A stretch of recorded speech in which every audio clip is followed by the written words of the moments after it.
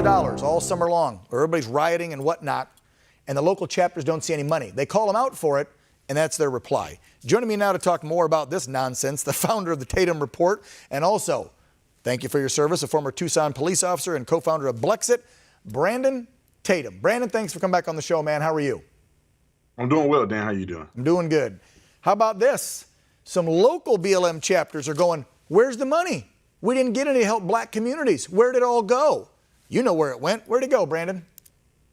Well, it's going to line the pockets of the people at the very top. They don't care nothing about the black lives in these communities. They don't care, because you would notice that when black people get killed by each other, or they're killed in the community, and there's things that are going wrong locally, they are not protesting. They are not raising money on that. They are not funding them. And I think that there could be elements of Black Lives Matter that are actually out there trying to do something positive.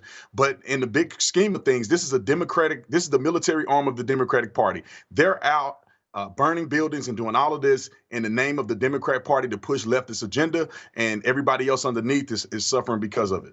Yeah, and I've even seen a bunch of the hierarchy at the national BLM charter organization, whatever they call themselves, are a bunch of female liberal gals that were big during the 60s and 70s movements, right? It's not even black people. And the majority of the money at the beginning went to the Bernie camp and then to the Biden camp. None of this was going to communities, it was going to politicians.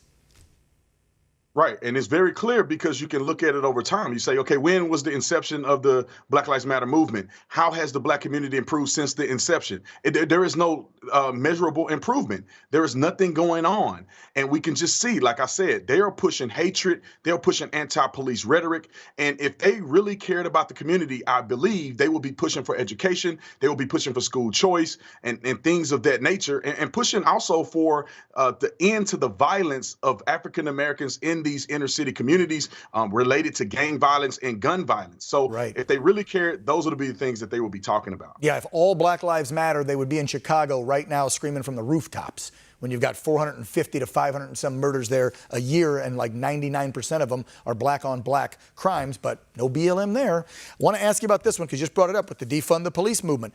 How about the squad and these insanely progressive liberals like Ilhan Omar now attacking their savior, former President Barack Obama? He was on a Snapchat show called Good Luck America, and he warned Democrats not to use the phrase defund the police. It's not good for the party, he said. And then they attack him for it.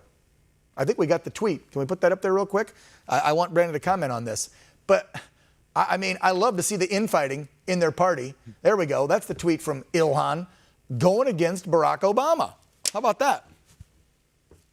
Well, there's a huge disconnect in the historic, and I can say some of the older Democrats, like my father-in-law. He was a Democrat, and he cannot recognize the Democratic Party at this point.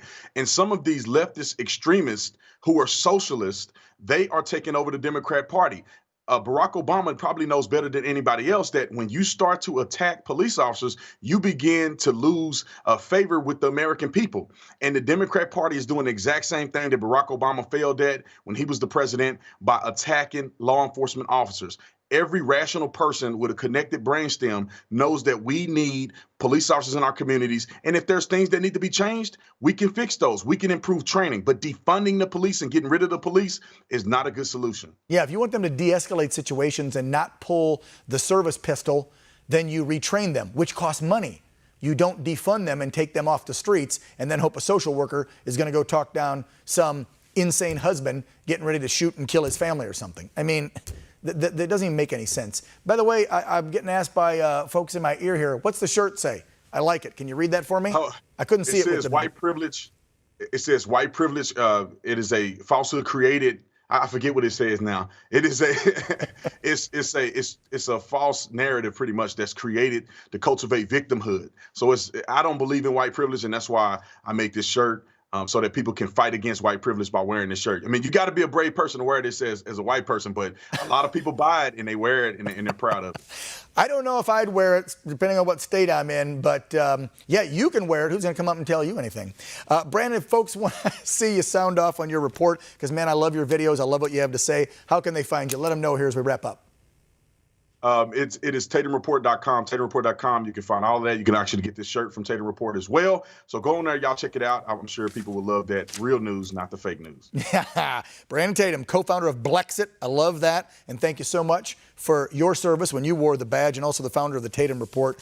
Thanks for coming on the show and kind of breaking down where that cash is going and why the BLM is so upset on a local level. And like you said, I feel for them, because those black communities deserve that money, and they didn't get it because the Dems stole it from them. Brandon, you stay safe out there, especially wearing that shirt. We'll see you back real soon. Thank you. God bless you.